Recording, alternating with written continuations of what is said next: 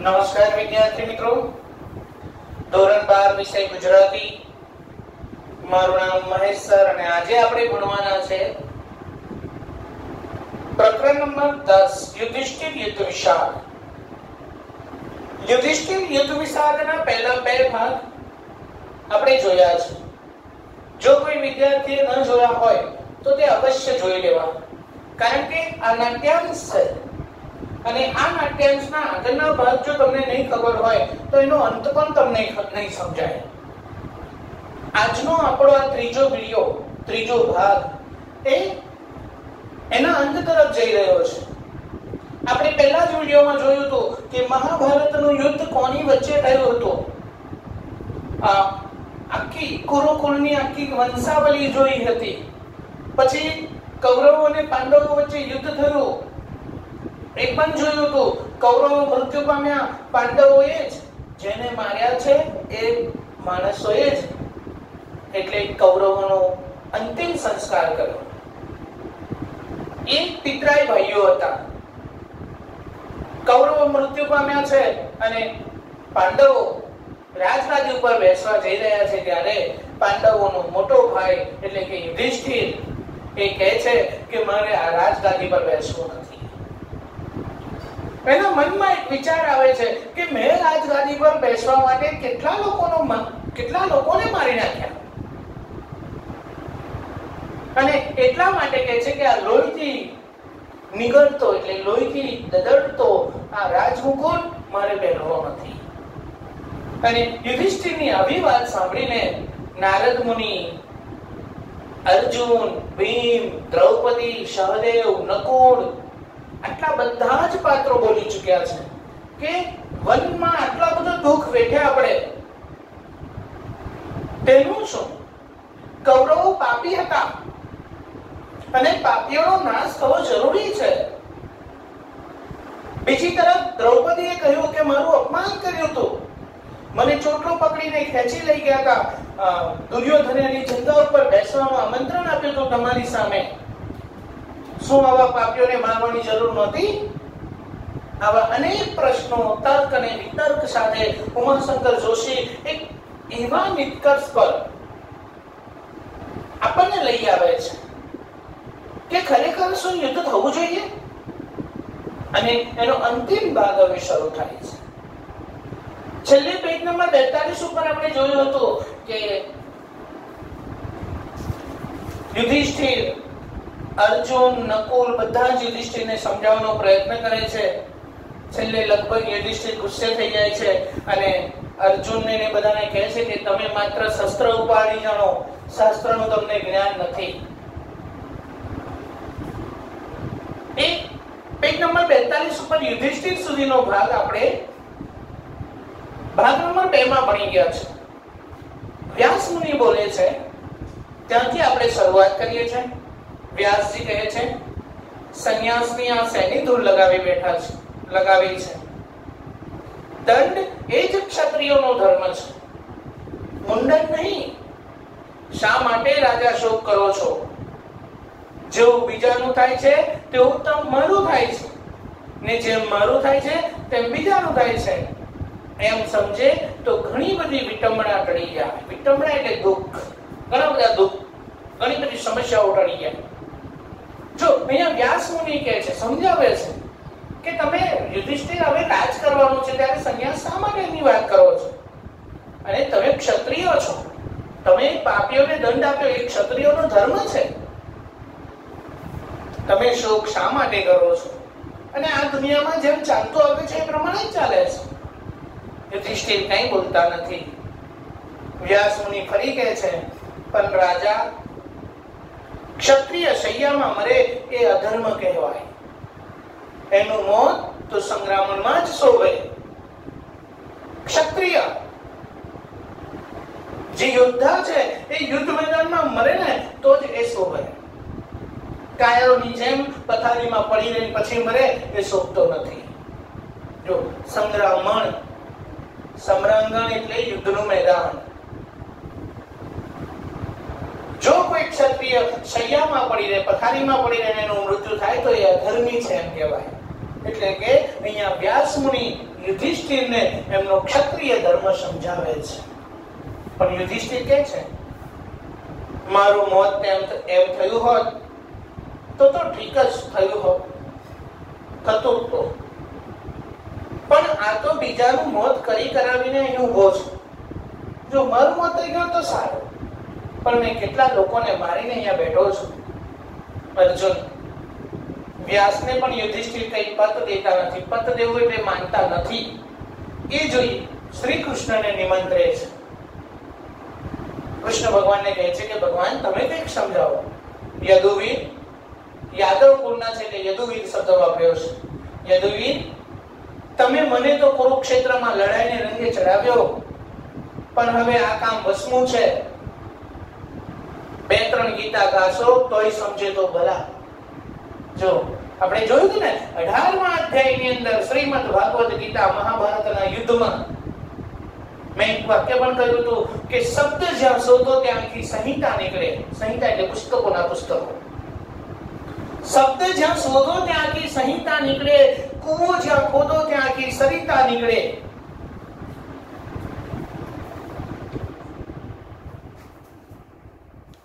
જુદી તાસીર છે મારા ભારત દેશની, જુદી તાસીર છે મારા ભારત દેશની, જ્યાં મહાભારત વાવો ને શ્રીમદ ભગવત ગીતા નીકળે. શ્રીમદ ભગવત ગીતા શ્રી કૃષ્ણના મુખારવિંદમાંથી અર્જુનને સમજાવવા માટે. અર્જુને હથિયાર મૂકી દીધા હતા કે ભગવાન મારી સામે જે ઊભા છે બધા મારા સંબંધી છે, મારે લડવું નથી.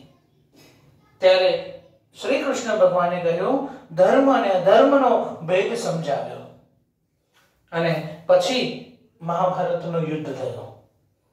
તો એ શ્રીમદ ભાગવત ગીતા ગીતા સંભળાવી હતી ભગવાન શ્રી કૃષ્ણએ અર્જુનને, અને પછી અર્જુન લડવા ઉભો થયો. એટલે આજે અર્જુન કહે છે કે મને તો તમે લડાઈને રંગે ચડાવ્યો તો, હવે અહીંયા તો એક ગીતાથી નહીં ચાલે, 2-3 ગીતા ગાવી પડશે તો કદાચ સમજે તો ભલા. તોય કદાચ સમજે તો.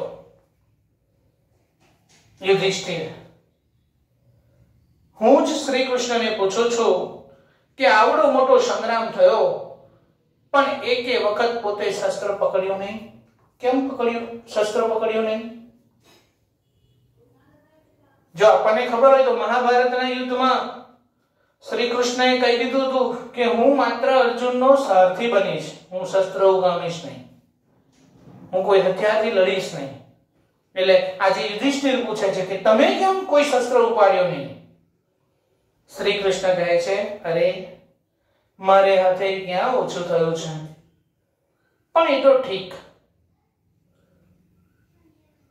પોતે હવે આ વિવાદમાં ખેંચાય છે એટલે ખસી ગયે નહીં ચાલે એમ સમજી ધર્મરાજાને કહે છે, ધર્મરાજા યુધિષ્ઠિર, ધર્મરાજા તમે જુગારમાં હોશિયાર છો તો આ જરા મોટી બાજી છે તોય શું, સમજતા વાર કેમ લગાડો છો? જો મારે હાથે ક્યાં ઓછું થયું છે. કૃષ્ણ ભગવાને પણ ઘણા બધા સંહાર કર્યા. એટલે કહે છે પણ ધર્મરાજા આ મોટી બાજી છે. યુધિષ્ઠિર જુગારમાં હોશિયાર હતો, આ મોટી બાજી છે, કેમ સમજતા વાર લગાડો છો? યુધિષ્ઠિર કહે છે એટલે પાંચાલી કહે છે તમે બધાય એક મહાશતરંજના સોકટા છો. સોકટા એટલે પાસા ફેંકવાના. આ મહાશતરંજ છે જીવન, અને એમાં આપણે પાસા છે. યુધિષ્ઠિર કહે છે કબૂલ. ને તેથી તો આજે હું શાંતિનો દાવ ખેલવા બેઠો છું. મારે હવે શાંતિનો દાવ ખેલવો છે. મારું સર્વસ્વ હું હોડમાં મૂકું છું. હોડ એટલે સ્પર્ધા પણ થાય. આ જુગારની બાજીમાં હું મારું બધું જ અહીંયા મૂકી દઉં છું. જોઈએ છીએ શાંતિ જીતે છે કે યુદ્ધ. હાથે કર્યા બધા ભૂસી નાખવા છે. શાંતિનો દાવ જીતું તો જન્મારો જીત્યો. મેં જે યુદ્ધ કર્યું છે, કારણ કે યુદ્ધમાં લડવૈયા ગમે તે હોય પણ રાજા જીતે એવું જ કહેવાય. અને યુધિષ્ઠિર એ પાંડવોનો રાજા હતો. તો કે મેં જે યુદ્ધ કર્યું છે બધું મારું પાપ હું હવે શાંતિના દાવથી જીતવા, શાંતિનો દાવ લગાવીને જીતવા, મારો જન્મ સુધારવા માંગુ છું. પાંચાલી નિર્દય મન મર્મ પ્રહારથી, કોઈ પણ દયા વગર કટાક્ષમાં. હોડબકો એમાં આપણને ગણશો નહીં. એકવાર તો ભગવાને લાજ રાખી છે. જો કટાક્ષ કહે છે કે તમે હવે સ્પર્ધામાં મને ના મૂકતા, એકવાર તો મને હારી ગયા હતા અને ભગવાને મારા ચીર પૂર્યા હતા.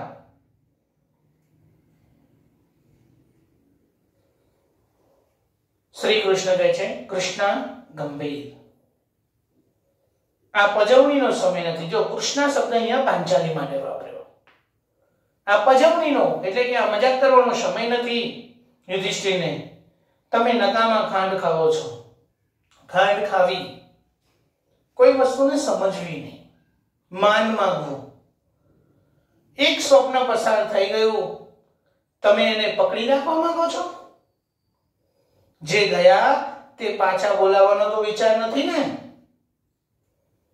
મારું માનો તો કૌરવો મર્યાનો શોક છોડી દો. જો અહીંયા સીધું સાદું સમજાવી દે છે કે તમે હવે છોડી દો, એ મરી ગયા, હવે તમે રાજ કરો. યુધિષ્ઠિર કહે છે અરે કોણ મર્યું છે? આ રહ્યો દુર્યોધન, રાતી આંખે જોઈ રહ્યો છે. રાતી એટલે લાલ આંખ કરીને ગુસ્સાથી જોઈ રહ્યો છે. મારા એકલા પરનો ક્રોધ જાણે જગત પર ઠાલવવા કરતો હોય ને. જો મારા એકલાનો ગુસ્સો આ દુર્યોધન જાણે આખા જગત ઉપર, એટલે કે આ જગતમાં દુર્યોધન જેવા ગુસ્સાવાળા માણસો હજારો ફાટી નીકળશે. રણ મેદાનમાં ભલે એમના પ્રેત પડ્યા હોય તે બધા, પણ મારી આગળ જીવતા જાગતા ફરે છે. મારે તે સૌને ભેટવું છે. તેમના હથિયારો અને બખ્તર પાછળ માનવ હૃદય ધબકે છે એ હું સ્પષ્ટ જોઉં છું. આપણા હથિયાર સાથે અથડાયા, માંસ સાથે જ લડ્યું. મારે હવે હૃદયની લડાઈ આદરવી છે. જો કોઈ પણ માણસનું હૃદય હોય છે, એટલે પેલું વાક્ય ફરીથી બોલું છું આજે કે હણોના પાપીને દ્વિગુણ બનશે પાપ જગના, લડો પાપો સામે અડગ મનના ગુપ્ત બળથી. માણસના હૃદયને જીતવાનું છે. અને એ જ કહે છે કે દરેક માણસમાં એક ચોક્કસ હૃદય છે અને એ હૃદય સાથે મારે હવે રમત આદરવી છે, લડાઈ આદરવી છે. 25 દુનિયાઓ વટોડીને કૌરવો ક્યાંક ચાલ્યા જશે તો પણ પાછળ જઈશ ને તેમની જ મદદથી હું યુદ્ધ સાથે યુદ્ધ કરીશ. જો યુદ્ધ સાથે યુદ્ધ કરીશ, બહુ જબરદસ્ત શબ્દ છે. યુદ્ધ સાથે યુદ્ધ કરીશ એટલે કે યુદ્ધ ન થવું જોઈએ એના માટે યુદ્ધ કરવું. આપણા અને પોતાના પાપે આખો સંસાર યુદ્ધથી પીડાયા કરશે. ચાલ એ યુદ્ધને, અશાંતિને આપણે મહાત કરીએ. એટલું જ મારે દુર્યોધનને કહેવાની જરૂર છે. એમ તો એ ... મારે કહેવું છે આગળ, એમ તો એ સમજી શકે એવો છે. એવું કદાચ યુધિષ્ઠિર વિચારે છે. જો અને હકીકત છે, અહીંયા યુધિષ્ઠિરની વાત આપણે એકદમ ગંભીરતાથી વિચારીએ ને તો શ્યોર છે કે જો મહાભારત કે પહેલાના યુદ્ધો ન થયા હોત ને તો માણસ પછીથી યુદ્ધ કરવાનું વિચારત જ નહીં. પણ જ્યારે ઇતિહાસ યુદ્ધથી ખડાયેલો હોય તો બહુ અઘરી વસ્તુ છે. અને એ જ વાત અહીંયા કહે છે કે આમ તો એ સમજે એવો છે. કૃષ્ણ કહે છે, શ્રી કૃષ્ણ કહે છે એમને રોકીને, અત્યારે અહીં જ હવે નવનિધાનના બીજ નાખો તો ઘણું છે. જો જાણે ઓર્ડર કરતા હોય એમ કે યુધિષ્ઠિર હવે બધી વાત મૂકી દે અને નવનિધાન, નવનિર્માણ, તમે બધા પાપીઓને મારી નાખ્યા છે, એક સારા સતયુગની શરૂઆત કરો. યુધિષ્ઠિર કહે છે મહાવિનાશના ખાતરમાં બીજું શું ઉગવાનું હતું? જો ખાતર, આ મહાવિનાશમાં શું ઉગવાનું હતું? લોહી પીને ઉછરેલા છોડ અમૃત પર ઓછા આપવાના હતા. અને એટલે જ ત્રેતા યુગ પછી આવ્યો કળિયુગ. અત્યારે કોઈ અમૃત ફળ મળતું નથી. લોહી અને આંસુના ઝાપટાથી માનવતાની સંસ્કૃતિનો ફાલ બગડી જશે ઉલટો. જો હવે આપણે નવનિધાન કરીશું તો કઈ સારું પાકવાનું નથી. શ્રી કૃષ્ણ કહે છે, ધર્મરાજા તમે શાંત થાઓ, ભૂતકાળ વિચારો તમારી આગળ કાંપે છે, દયા કરો. ભવિષ્ય અવનવી આશાએ સ્મિતપૂર્વક તમારી તરફ આવી રહ્યો છે, એને નિરાશ ન કરો. જો એટલે કે ભૂતકાળમાં જે થયું છે એ ભૂલી જાઓ અને ભવિષ્ય તમારી રાહ જુએ છે કે તમારા રાજા બન્યા પછી બધું જ સારું થવાનું છે, એવી આશા છે ભવિષ્યને, એને નિરાશ ન કરો. યુધિષ્ઠિર કહે છે, હાય નિરાશા, કેટલી બધી નિરાશા છે મારા જીવનમાં. શ્રી કૃષ્ણ કહે છે, તો સૃષ્ટિ ક્રમમાં આ યુદ્ધ વૃથા આવ્યું છે એમ? આ જગતની અંદર યુદ્ધ આવ્યું છે નકામું છે? વૃથા એટલે નકામું, કારણ વગરનું. એમ બ્રહ્માની પણ ભૂલ થવા સંભવ છે ખરો? શું તમને લાગે છે કે યુદ્ધની રચના કરીને બ્રહ્માની ભૂલ થઈ છે? યુધિષ્ઠિર કહે છે, ફરીથી માનવતા આવા તાંડવ ન જોવા પામે એ જ આ યુદ્ધનો જગતના વિકાસ ક્રમમાં હેતુ હોઈ શકે. જો યુદ્ધ એટલા માટે કરવાનું કે ફરીથી એવું યુદ્ધ ન થાય, માણસના જીવનનો વિકાસ થવો જોઈએ અને એ યુદ્ધમાંથી કંઈક શિખામણ લેવો જોઈએ, તો યુદ્ધનો સાચો અર્થ શકે. શ્રી કૃષ્ણ કહે છે, જુઓ ને, અત્યારે જ સુંદર નવું ચણતર અબાધિત રચી શકાય. બધા ઝાડી ઝાખરા દૂર થયા છે. યુદ્ધ દ્વારા માનવતાએ પોતાનો કચરો ફેંકી દીધો છે. એક આશા બંધાવે છે કે યુધિષ્ઠિર, આપણે બધા પાપીઓને મારી નાખ્યા છે, હવે આપણે બહુ સરસ રીતે નવ નિર્માણ કરી શકીએ છીએ, બધો કચરો દૂર થઈ ગયો છે. યુધિષ્ઠિર કહે છે, કચરો તોય એકવાર સર્જનહારની અંગુલીનો સ્પર્શ થયો છે. પરમેશ્વરની ભૂલ સુધારવાનું માણસ માથે ને. પરમ પિતાનો આશીર્વાદ દેતો મીઠો હાથ તેના ઉપર એકવાર ન હશે એટલી વાત જ શું એને પૂંજવા માટે પૂરતી નથી? બહુ સરસ વાત કરી કે કચરો તો કચરો, ગમે તેવો માણસ હોય, પણ શું એના ઉપર પરમેશ્વરનું સર્જન નથી? એના ઉપર પરમેશ્વરનો હાથ નથી પડ્યો? પરમેશ્વરનો સ્પર્શ થાય એ ગમે તેવો માણસ હોય, એ પરમેશ્વર એને બનાવેલા છે, આપણે એને મારવું જોઈએ નહીં. એ પિતાની નજરે સૌ સરખા છે. રાત્રિના તારાને તળના સામે હસવાનો અધિકાર નથી. જો આપણે પરમપિતા કૃપાળુ પરમેશ્વરના બધા સંતાનો છે અને આપણે બધા માટે સરખા છે. રાત્રિનો તારો, તરણું એટલે ઘાસનું તરણું. અહીંયા કીધું છે કે રાત્રિના તારાને તળના સામે હસવાનો, એટલે કે એક મહાન માણસ અને સામાન્ય માણસ બંનેને સમાન હક મળવો જોઈએ. અર્જુન કહે છે, પણ હવે આ પ્રજાને આવી દશામાં મૂકીને તમે છૂટા થઈ ઉચિત ગણો છો? જો પ્રજાના કેટલાક લોકો મૃત્યુ પામ્યા છે, હવે પ્રજાને આવી દશામાં મૂકીને તમે જાઓ છો, યોગ્ય છે? યુધિષ્ઠિર કે હા, પ્રજાનો સેવક બનીશ, ચાકર થઈને રહીશ, પણ સિંહાસન ઉપરથી સેવા નહીં કરું. મારે રાજગાદી પર બેસવું નથી.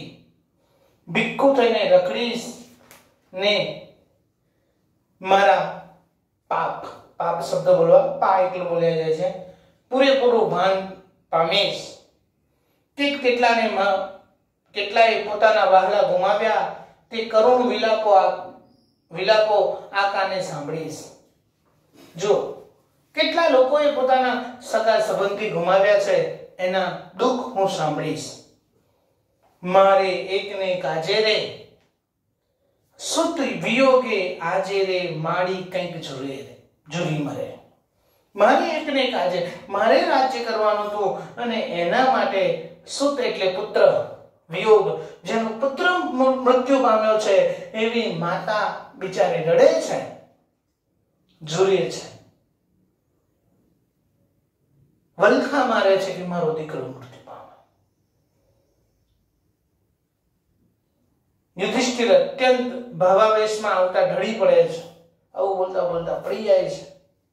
વ્યાસ સફાળા ઉઠીને કમળ મંડળમાંથી પાણી છાંટે છે ને બેબાકડા બનીને પાંચાલી, અર્જુન, ભીમ વગેરે કંઈક કંઈક લાવે છે. એટલે એમની પાસે આવીને કંઈક પવન નાખવાનું. ભીમ વ્યથાથી દુઃખથી કહે છે, પાપી તો હું જ હતો, ઝેરનું પુતળો. જો હું જ બધાને માર્યા, હું જ પાપી. અર્જુન કહે છે, મને મારા ગાંડીવનું અભિમાન હતું, ગુમાનમાં હું સખણો ન રહ્યો. જો મને મારા ગાંડીવનું અભિમાન હતું, ગુમાન, હું અભિમાનમાં આવી ગયો તો હું સરખો ના રહી શક્યો. હવે છેલ્લે બધા જ સ્વીકારે છે કે યુદ્ધ થયું એ યોગ્ય નથી. પાંચાલી વિલાઈને એકદમ દુખી, મહારાજ પાપ પક્યા છે, યુદ્ધ માટે તો હું જ કુદમ કુદા કરતી હતી. જો મારું જ પાપ નડ્યું છે, યુદ્ધ કરો, યુદ્ધ કરો, દુર્યોધનને મારી નાખો, દુશાસનને મારી નાખો, એવું હું જ કરતી હતી. સહદેવથી માત્ર અરેરાટીનો એક અવાજ કરી જવાય છે. સહદેવ એ બાપરે શું થઈ ગયું? નકુલ કહે છે, આ શું છે બધું? શ્રી કૃષ્ણ કહે છે, એક રીતે તો યુધિષ્ઠિરનું કહેવું, એક રીતે તો યુધિષ્ઠિરનું કહેવું, એક રીતે તો યુધિષ્ઠિરનું કહેવું સાચું છે કે યુદ્ધ એ અંતિમ અને સાચો ઉપાય નથી.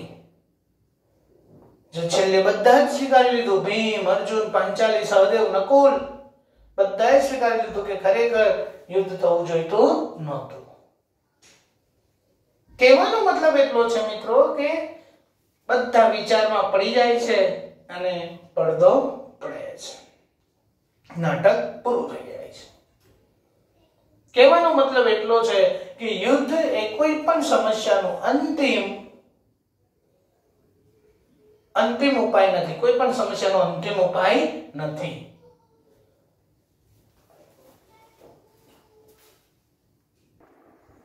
તો વિદ્યાર્થી મિત્રો, યુધિષ્ઠિર યુદ્ધ વિષાદ પાઠ આપણને યુદ્ધ ન થવું જોઈએ એના માટે સૂચન કરે છે. પણ અત્યારે આપણી જે પરિસ્થિતિ છે, કહીએ કે સમગ્ર વિશ્વની જે પરિસ્થિતિ છે એ જોતા જાણે ત્રીજા વિશ્વયુદ્ધના મંડાણ થઈ ગયા હોય એવું લાગે છે. એક નિબંધ અહીંયા પૂછાઈ જાય, બોર્ડની પરીક્ષામાં પણ પૂછાયો નિબંધ, જો ત્રીજું વિશ્વયુદ્ધ થાય તો. કારણ કે આપણે જોઈએ છે કે ચીન અને પાકિસ્તાન વચ્ચે ભારતની જે સ્થિતિ છે, સરહદ ઉપર જે ચર્ચાઓ ચાલી રહી છે, જે ગતિવિધિ ચાલી રહી છે, એ ખરેખર ભયજનક છે. તો દરેક વિદ્યાર્થીને એક નિબંધ લખવાનો છે, જો ત્રીજું વિશ્વયુદ્ધ થાય તો. યાદ રાખજો, બોર્ડની પરીક્ષામાં પણ પૂછાય તેવો આ નિબંધ છે, જો ત્રીજું વિશ્વયુદ્ધ થાય તો. તો યુધિષ્ઠિર યુદ્ધ વિષાદ પાઠ અહીંયા પૂરો થાય છે. આપણે જોયું કે યુધિષ્ઠિર પોતાની તત્વજ્ઞાનની દલીલો દ્વારા યુદ્ધ ન થવું જોઈએ એવું સમજાવવાનો પૂરો પ્રયત્ન કરે છે. એ પોતે ન્યાયપ્રિય છે. એવા જ માણસ રાજગાદી પર બેસી શકે છે જેમણે કોઈનો ખોટો નાશ ન કર્યો હોય. તો રાજકારણ પણ કેવું હોવું જોઈએ એની પણ આપણને અહીંયા ઘણી બધી માહિતી પ્રાપ્ત થાય છે. તો એક નિબંધ તમારે લખવાનો, અત્યારે કીધું તેમ કે જો ત્રીજું વિશ્વયુદ્ધ થાય તો, અને આ યુધિષ્ઠિર યુદ્ધ વિષાદ પાઠના સ્વાધ્યાયના પ્રશ્નો કમ્પ્લીટ લખી નાખવાના છે. છેલ્લે એટલું જ, વિદ્યાર્થી લભતે વિદ્યા.